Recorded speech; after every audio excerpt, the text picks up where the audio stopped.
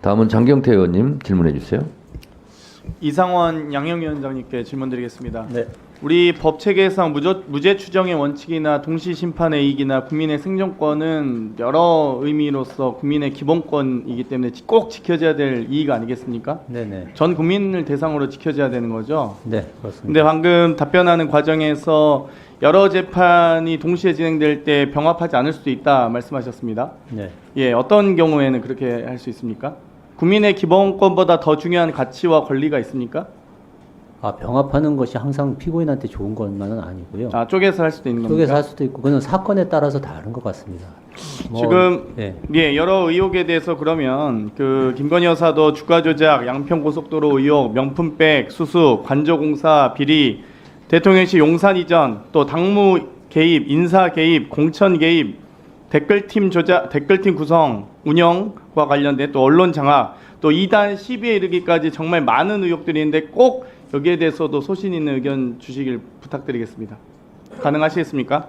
그런데 저는 구체적인 사건에 대해서 타당한지 여부는 물어보시면 답을 할 수가 없습니다. 물론 이제 사안은 모르기 때문에 사안마다 다를 수 있지만, 네, 근데 사안에 기본적으로 일주일에 3번 재판을 받는 건 사실 누가 즐겁거나 누가 이익이 있다고 말할 수 있겠습니까? 사실 그런 부분은 좀 일반적인 좀 원칙이라는 말씀 좀 드리고 싶고요. 예. 네, 법원행정처장님 그 한문철 TV 사고 영상 유명한 사건입니다. 대법 예. 판결이 있어서 먼저 영상부터 보시겠습니다. 자, 여기 좌회전 시속 제한속 40인데 저기 안 보이던 오토바이 오고 사고 나고 한 3초 4초 지나서 이제서 바뀌었는데 나중에 차도 나가는데.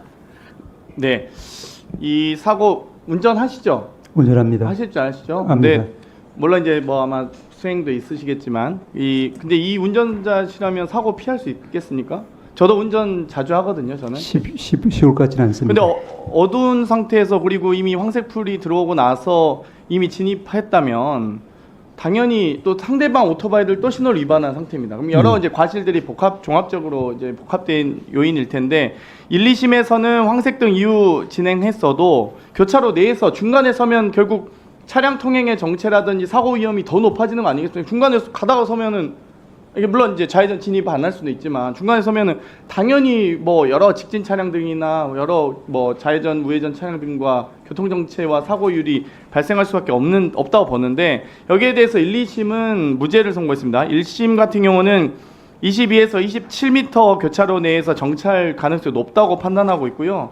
2심 같은 경우도 차량 운전자가 자신과 동승한 승객의 생명의 위험을 감수하면서까지 정차해야 되는 거냐라고 했는데 대법의 판결이 좀 저는 이해가 안 가던데요. 이 정체 현상이나 교통사고 위험성이나 운전자의 안전보다도 황색등 정지 규정이 더 중요하다라고 하는 것 3심의 대법 판결에 대해서 사실 글쎄요. 저는 이제 뭐 대법관 분들께서도 당연히 운전도 하시고 다 하실 텐데 이거는 좀 많은 국민들이 그러니까 결국 어떤 판결이든지 간에 저도 법조인도 아닙니다만 법조인만의 판결은 법조인만의 것이 아니지 않습니까? 네. 또 국민들의 눈높이에 맞아야 되고 기성세대만의 것도 아니라 저희 젊은 세대들도 이해가 가야 되는데 아니 이걸 만약에 운전자의 과실이라고 인정해버리면 그러면은 앞으로 어두운 곳에서 보이지 않는 것까지 다 미리 예측하고 운전해야 돼. 그럼 더 오히려 교통체증이 더 어려워질 것 같거든요. 거기에 대해서 어떻게 보십니까? 위원님 아시겠지만 대법원 판결은 대법관들이 검토하기 앞서서 재판연구원들이 다 꼼꼼하게 검토를 해서 보고서를 만들어 가지고 그것을 토대로 이제 대법관들이 합의를 해서 결론을 도출하게 됩니다. 당연히 그러시죠. 예, 근데 너무 법리만 하는 게 아니라 이게 우리 일상 실생활에서 적용될 수 있는 판결이 나와야 되지 않겠습니까? 영상 하나만 더 보여주세요. 네.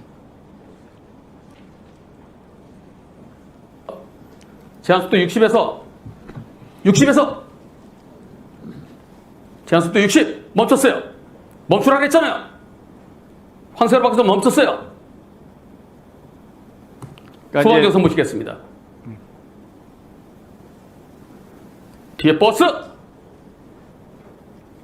네. 그러니까 이제 가끔 이제 저희가 운전을 하다 보면 뭐 물론 이제 운전 미숙하신 분들 운전 실력은 천차만별이니까요. 저희가 사람이 하는 일이니까 차선 변경이나 뭐 직진 신호를 보는 과정이나 뭐 운전 미숙하실 수 있다 봐요. 그리고 당연히 뒷차들이 당연히 보호 운전도 해야 된다. 네. 근데 이 보호 운전 할 수 있다 보는데 이건 뭐 버스나 트럭의 경우는 특히 또 소형 차량 요즘에 저희가 경차도 타고 소형 차량 이용하자고 하는데 다 무서워서 못 하겠다는 거예요. 뒤에서 하도 이제 뭐 추돌해 가지고 사망 사건도 많잖아요. 그래서 다 큰 차 타려고 하고 안전하게 뭐 다른 외제차까지도 심지어 나오는 판인데 저는 오히려 그렇게보다는 이 운전자의 스스로의 안전이나 교통 체증을 유발하지 않는 선으로 대법 판결이 나오면 어떨까 이런 생각이 들거든요. 그러니까 그런 부분을 법리적으로 황색불 규정을 다 지켜라는 것보다는 원만한 교통 문화가 정착되고 교통 체증이 없도록 하고 스스로 운전자들이 스스로 보호할 수 있도록 그 권익을 보호하는 것도 매우 중요하지 않겠습니까? 예, 제 경우로는 이제 위원님 말씀하신 그런 부분도 이 사건의 쟁점의 주된 쟁점이었을 것 같습니다. 그 중에서 구체적인 상황에서 구체적인 주의의무 위반이 있는지 없는지를 판단하는 것이 결국 재판의 역할이고 이 사건에서 대법원에서는 조금은 더 규범적인 그런 판단을 하는 그래서 것으로 보입니다. 이렇게 되면은 황색불 딱 켜지고 바로 급정거해야 되잖아요. 그러면 뒤에서 봤죠 사실. 그럴 위험성도 있겠습니다. 그건 좀 유념해서 좀그 대법 상식 판결할 분이 예, 많이 감안해 주셨으면. 예, 꼼꼼히 보겠습니다. 네, 수고하셨습니다. 다음은 곽규택 의원님 질문해 주세요. 이 영상을 본 네티즌들은 진짜 판결 이상하게 내린 판사 때문에 우리나라 곳곳에서 사고 나는 중입니다. 이럴 거면 황색등이 필요하나요? 바로 적색등 들어오게 하지. 판사도 판결 잘못 내리면 파면해야 합니다. 나라망치는 지름길입니다. 등의 반응을 보였습니다. 자, 그러면 지금부터 잠시만 주목해 주시기 바랍니다. 제가 구독자분들을 위해서 선물 하나를 준비했는데요. 제가 항상 여러분들께 드리는 말씀이 있습니다. 뉴스만 평소에 잘 챙겨보셔도 돈이 되고 돈을 벌 수 있다라고 말씀을 드렸는데요. 여러분들은 여기 보시는 삼성전자 뉴스를 보고 어떤 생각이 드세요? 아니면 정치인들의 뉴스, 날씨 뉴스를 보고는 어떤 생각이 드시나요? 그냥 뉴스만 보고 끝내는지 아니면 이 뉴스를 어떻게 이용할 수 있는지 이 부분을 고민하고 계시는지를 되물어보고 싶습니다. 그 이유가 뭐냐 하면 제가 지난번에 여러분들께 뭐라고 말씀을 드렸었죠? 지금은 반도체 섹터를 눈여겨보셔야 한다고 말씀드렸습니다.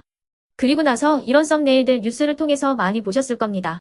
반도체 내용이 이슈가 됐을 때 부자들은 어떻게 생각한다? 반도체 관련주들은 뭐가 있는지, 어떤 종목이 가장 좋은지, 어디에 투자해야 돈이 몰리는지 자연스럽게 생각한다고 제가 말씀을 드렸죠. 그 이유가 뭐냐 하면 부자들이 봤을 때는 이슈가 곧 돈으로 이어지고 그 이슈가 나에게 돈을 벌어준다는 경험적 확신이 있기 때문에 부자들은 항상 이런 사회적 이슈를 관심있게 챙겨본다고 제가 말씀을 드렸습니다. 이번에도 마찬가지인데요. 제가 지난번에 시청자분들과 함께하는 주식으로 수익 내기 이벤트를 진행했었죠. 당연히 100% 무료로 진행을 했었고요. 여기 보시면 아시겠지만 제가 지난번에도 구독이라고 보내주신 모든 시청자분들께 반도체 관련주 중에 가장 크게 급등할 딱 한 종목, 많은 종목도 아니라 한미반도체 한 종목을 여러분들께 추천드렸어요. 그러면서 여기 나와 있는 대로 정확히 얼마에 매수해야 하는지 그리고 수익률이 어느 정도 나왔을 때 팔아야 하는지를 이런 부분들까지 여러분들에게 정확히 알려드렸었는데 지금 실제로 어떻게 되었다? 오른쪽을 보시면 아시겠지만 제가 지난번 문자 발송으로 이 한미 반도체를 소개해드리고 나서 실제로 이렇게 5배 이상 어마무시한 상승이 나왔습니다. 100만 원만 투자를 했어도 무려 500만 원이 넘는 수익금이 생긴 거죠. 그래서 당시에도 굉장히 많은 분들이 제가 드린 이 한미 반도체로 수익을 내실 수가 있으셨을 텐데요. 다시 한번 축하드린다고 말씀을 드리겠고 이번에도 마찬가지입니다. 앞으로도 2024년, 2025년 계속해서 기대해볼 섹터는 AI입니다. 그 중에서도 AI 반도체는 그 누구도 부정할 수 없는 미래성장 산업입니다. 그러면 우리가 어떻게 생각해 볼 수 있을까요? AI 반도체 종목 중에 앞으로 크게 대장 역할을 하면서 10배 이상 급등할 수 있는 템베거 종목을 지금부터 열심히 추적해야 한다는 겁니다. 큰 돈을 투자하지 않더라도 월급의 일부분 아주 소액이라도 이 종목을 모아가야 수백 %의 수익률을 손에 쥘 수 있는 것이죠.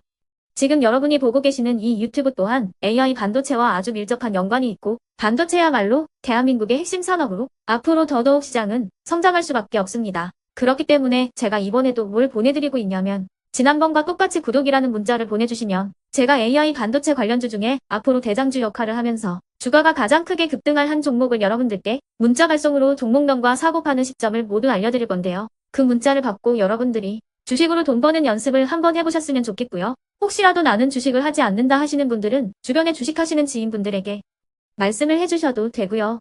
아니면 연세가 있으셔서 투자가 어렵다 하시는 분들은 이 종목을 자녀분들에게 한번 사봐라. 이걸로 한번 수익을 내봐라. 이렇게 조언을 해주실 수도 있는 거겠죠.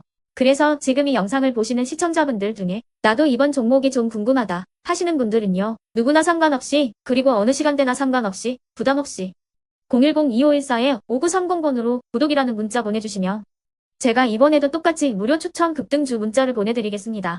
이해되시겠죠?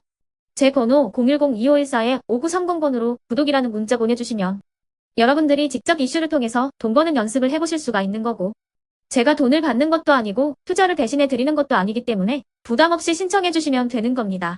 그리고 수익이 나면 저는 다른 것은 하나도 바라지 않습니다. 제 채널에 구독, 좋아요 한 번씩만 눌러주시라 이렇게 다시 한번 말씀을 드리겠습니다.